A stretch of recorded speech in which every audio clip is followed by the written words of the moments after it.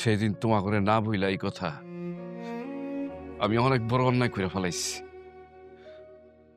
মানুষের সময় যে কখন চেঞ্জ হয়ে যায় মা, কেউ জানে না। আমি বিদেশে গিয়া তোমাদের সাথে যোগাযোগ করতে পারি নাই, আর এইদিকে আমার বউরে তোমরা নষ্টামে বানাই দিছো না।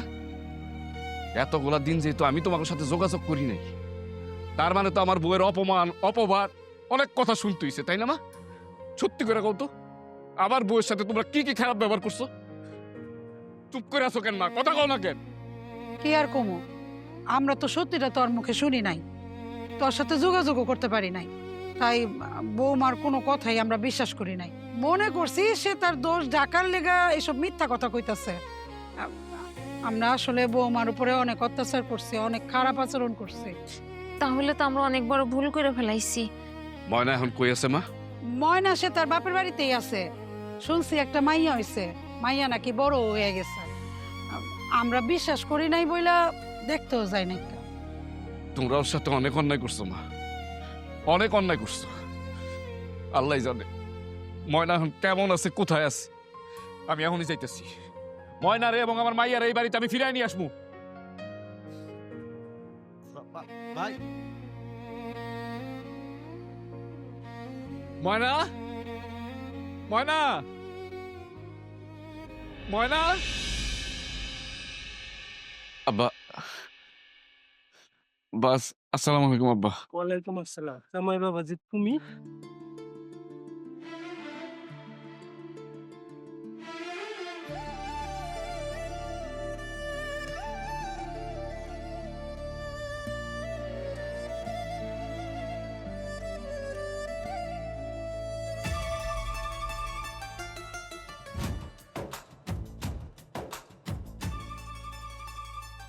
তুমি এত বছর পরে এসো? বিশ্বাস করো ময়না, বিদেশে গিয়ে আমি অনেক বড় একটা সমস্যার ভিতরে পড়ে গেছিলাম। মানে আমার এত খারাপ পরিস্থিতি হয়েছিল যে এতগুলো বছর যে কিভাবে কাইটা গেল আমি বুঝতে পারি নাই। আমি কারোর সাথে যোগাযোগ করতে পারি নাই। আমার জীবনের অনেক সুন্দর সময় আমি নষ্ট করছি। আমি বাড়িতে আসার পর শুনছি তোমার সাথে কত অন্যায় হয়েছে, কত খারাপ ব্যবহার করছে তারা তোমার সাথে। সব কিছুর জন্য আমি তোমার কাছে ক্ষমা চাইতেছি। আমার তুমি মাফ করে দাও। ময়না, ময়না, এটা কি আমার ময়না? ওর নাম কি রাখছো? ওর নাম ফুলি। আম্মা, ফুলি আম্মা, আমি আমি তোমার আব্বা। আসো আমার কাছে আসো। মা সত্যি কি এটা আমার বাবা? আমার এটাই তোমার আব্বা। বাবা, বাবা তুমি এতদিন পর কেন আসলা? আমি এক হতভাগা বাবা, বিদেশে গিয়ে আটকে গেছিলাম আম্মাজান। তাই তোমাকে থেকে খেয়াল রাখতে পারি নাই, তোমাকে কোনো খবর নিতে পারি নাই।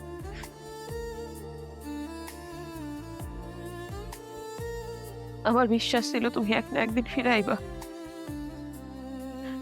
কিন্তু এতগুলো বছর পর আইবা এটা ভাবি নাই।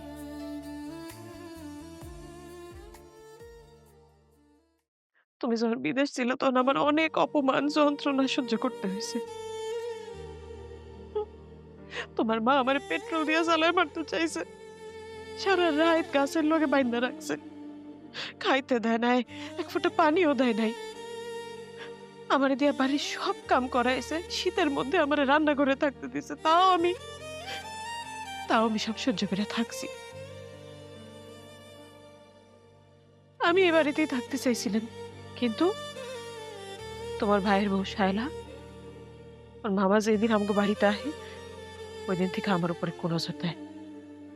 ওরা অনেক উল্টাপাল্টা কথা কয়, তারপরও আমি মুখ বন্ধ করে আসছিলাম।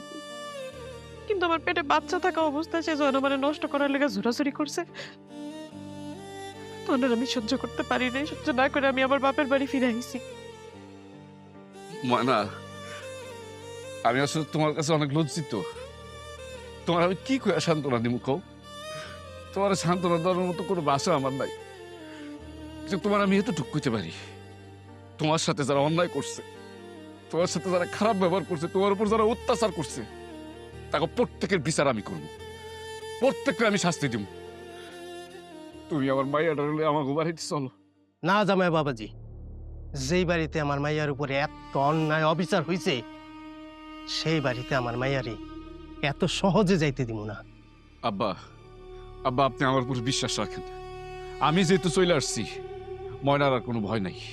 আর ময়নার সাথে যারা এরকম খারাপ কাজ করছে, খারাপ ব্যবহার করছে, তার উপর অন্যায় করছে, ওকে সবার বিচার আমি করবো আব্বা।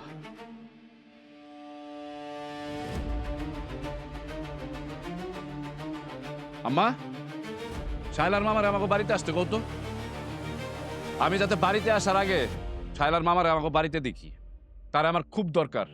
কিন্তু আমি যে আসতে গেছি সেটা যাতে শায়লার মামা না জানতে পারে।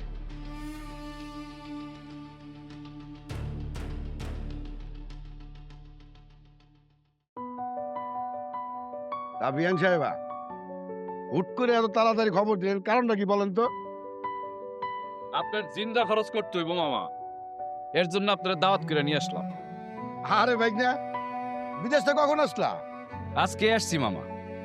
আইসা আপনার সম্পর্কে শুনলাম যে আমার মামার চরিত্র ফুলের মতন পবিত্র, তাই আপনারা না দেখে থাকতে পারলাম না, ডাইকা নিয়ে আসছি। আম্মা, আপনার ছেলেগুলো কি কইতেছে আমার মামারে? এই, তুই আমার মামা শ্বশুরে কি কইতাছস? আমার মামা শ্বশুর কি করছে? হ্যাঁ, আপনার মামা শ্বশুরের এই জিগান কি করছে সেই ভালো করে কইতে পারবো। আমি তো ভাবছিলাম আপনার মামা শ্বশুর একটা ভালো মানুষ, ভদ্রলোক। তো ভদ্রলোকের মুখোশ পইরা সে যে কতবার একটা চরিত্রহীন মানুষ, সেটা আর কেউ না জানলেও আমি খুব ভালো করে জানি। এখন কিন্তু বেশি বেশি হয়ে যাচ্ছে। যেই মেয়ের চরিত্র ঠিক নাই, সেই মেয়ে কিন্তু আমার অপমান করতেছে। একদম চুপ, একটা কথা কইবেন না আপনি। আপনার কত বড় সাহস, হ্যাঁ? আপনি আমার বউয়ের সাথে খারাপ ব্যবহার করেন, হ্যাঁ? আপনার তো জিভটা টান দিয়া ছিঁড়ে ফেলানো উচিত। আমি দেশের বাইরে ছিলাম, আর এর মধ্যে আপনি আমার বউয়ের দিকে কোন নজরে তাকাইছেন? হ্যাঁ, আমার সরল সোজা বউয়ের সাথে আপনি খারাপ ব্যবহার করছেন। এত বড় সাহস আপনি কই পাইছেন? হ্যাঁ, কই পাইছেন আপনি এত বড় সাহস? জীবন, তুই এসব কি কইতাছস? আম্মা চুপ থাকো। আমার বউয়ের সাথে তোমরা কি কি করছো আমি সব জানি। আর এই যে ভদ্রবেশী মামা, এই মামা কি করছে? মামা সেই দিন আমাকে বাড়িতে আসছিল, তোমরা যেদিন ময়নারে রান্না করে থাকতে দিছিলা, মামার অত্যাচারে ময়নাই বাড়ি ছেড়ে পালাইছে। সে বিআই সাহেব, আপনি এত জঘন্য মানুষ? মামা, এইগুলো আমি কি শুনতেছি? আমি তোমার কত সম্মান করি, আর তুমি আমার শ্বশুর বাড়িতে এসে এরকম একটা কাম করছো। মারে, এই ওই কিন্তু মিথ্যা কথা বলছে। আমি গুলো পদের লোক না। আপনি আবার মিথ্যা কথা কইতেছেন মামা, হ্যাঁ? আপনি আবার মিথ্যা কথা কইতেছেন। আমি কেমন পুলিশ ডাকবো? পুলিশ ডাইকে আপনার ধরাই দিমু? মামুনি, আমার ভুল হয়ে গেছে, আমার তুমি মাফ করে দিও। প্রয়োজন হলে আমি তোমার পা ধরি। ওইদিকে থাকেন, আমার কাছেও আসবেন না।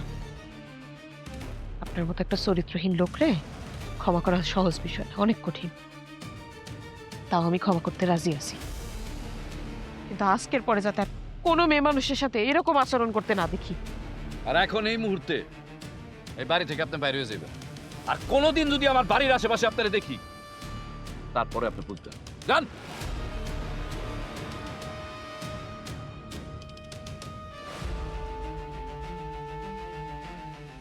আর তোমরা তোমরা ময়নার সাথে যে আচরণ করছো, তোমাকে এক একটার দিকে তাকাইতে আমার ঘৃণা লাগতেছে। মানুষ এত নিষ্ঠুর, এত পাষাণ কেমনে হয়? হ্যাঁ, ময়নার প্রতি যদি তোমাকে সন্দেহ থেকে থাকে, একটা বার তো আমারে জিজ্ঞাসা করতে পারতাম। আমারে জিজ্ঞাসা করে তারপর একটা সিদ্ধান্ত নিতে পারতাম। কেমনে পারলাম? একটা গর্ভবতী মেয়ের উপর তোমরা এরকম অত্যাচার করতে কেমনে পারলা? তোমাকে একটু বুক কাঁপলো না? আর ভাই তুই তুই আর তোর বউ আমার মারে আশকারা দিয়া আমার বউয়ের সাথে খারাপ ব্যবহার করছিস না? আমার না ভাবতেই অবাক লাগতেছে, তোরা আবার এত বড় ক্ষতি করতে পারস। আমি বিশ্বাস করে আমার বউরে তোর কাছে রাইখা গেছিলাম। ছি, আমার আজকে ভাবতেও ঘৃণা লাগতেছে যে আমি এই পরিবারের সন্তান। বৌমা, বৌমা, আমি শাশুড়ি হয়ে অনেক অন্যায় অত্যাচার করছি। শাশুড়ি হয়ে তোমারে আমি ছাইরা দেই নাই, অনেক খারাপ আচরণ করছি। আমি জানি আমি খারাপ মানুষ, আমি ক্ষমা পাওয়ার যোগ্য না, কিন্তু তারপর আমি তোমার কাছে ক্ষমা চাইতেছি। আমি তোমার লোক অনেক খারাপ আচরণ করছি, আমি অনেক লজ্জিত বৌমা।